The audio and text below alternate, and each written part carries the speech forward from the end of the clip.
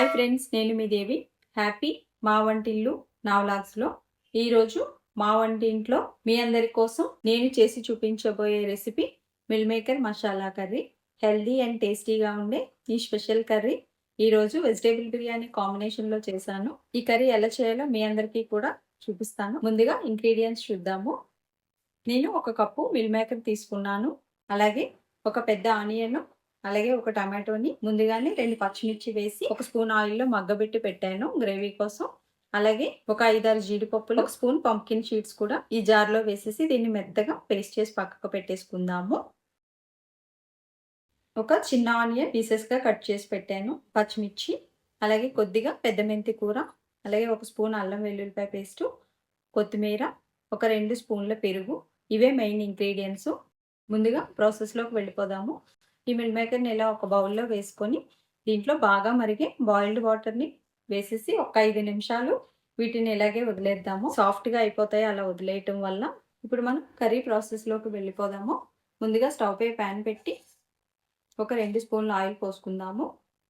Oil heat అయ్యే లోపల ముందుగా మనం వేడి నీళ్ళల్లో వేసుకున్న ఈ సోయాని మళ్ళీ చల్లనీళ్ళల్లో వేసేసి గట్టిగా వాటర్ అంతా పిండేసుకోవాలి. చూడండి, మనకి ఇలా సాఫ్ట్గా అయిపోతాయి. ఇవి పెద్దగా ఉన్నాయి అనుకుంటే నైఫ్తో 2 ముక్కలుగా కట్ చేసి పెట్టుకోవచ్చు.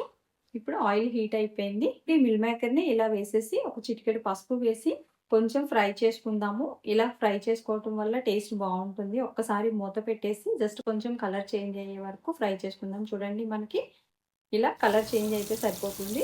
ఇప్పుడు వీటిని ఒక బౌల్లో తీసేసి పక్కకు పెట్టేసుకుందాము.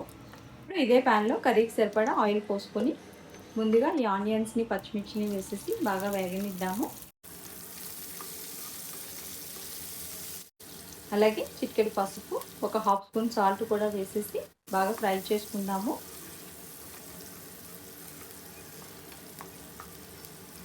ఆనియన్స్ వేగిపోయినాయి. ఇప్పుడు పెద్ద మెంతి కూర ఉంది కదా, ఇది సన్నగా కట్ చేసి పెట్టుకున్నాను.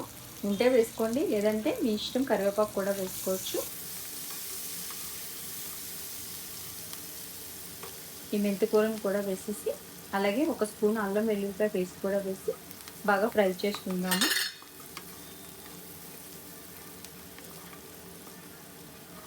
ఇప్పుడు ముందుగా గ్రైండ్ చేసుకున్న ఈ పేస్ట్ని కూడా వేసేసి కొద్దిగా వాటర్ పోసి బాగా కలుపుకుందాము.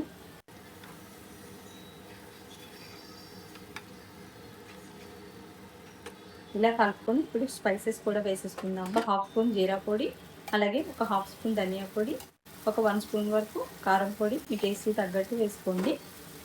ఒకసారి ఇలా బాగా కలుపుకొని మరో కొంచెం వాటర్ పోసుకొని మూత పెట్టేసి ఆయిల్లో ఈ గ్రేవీని బాగా ఫ్రై అవనిద్దాము.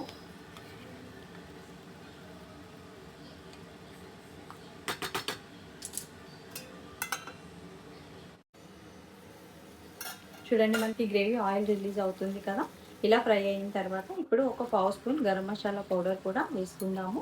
అలాగే ఒక పించు షుగర్, ఇది కూడా పూర్తిగా ఆప్షనల్, కానీ వేస్తే బాగుంటుంది. అలాగే ఒక 2 స్పూన్లు పెరుగు పెట్టుకున్నాం కదా, ఇది కూడా వేసేద్దాము. కర్రీ చాలా మంచి ఫ్లేవర్ వస్తుంది ఇలా వేయటం వల్ల.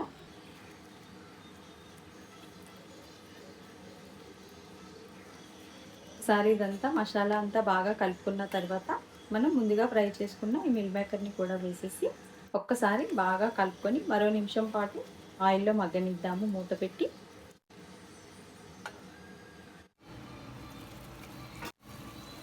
ఇప్పుడు కొంచెం వాటర్ పోసుకొని ఒక్కసారి బాగా కలిపేసి కొంచెం వాటర్ పోసుకొని ఈ గ్రేవీలో మిల్ మేకర్ని ఒక 2 నిమిషాల పాటు మూత పెట్టి సిమ్లో మగ్గనిద్దాము.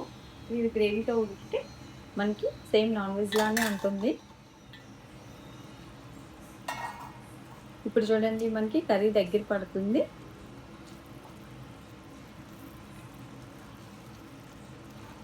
ఈ స్టేజ్లో కొంచెం కొత్తిమీర, అలాగే ఇలా మధ్యకి ఘాట్లు పెట్టుకొని పచ్చిమిర్చి వేసుకుంటే ఫ్లేవర్ చాలా బాగుంటుంది.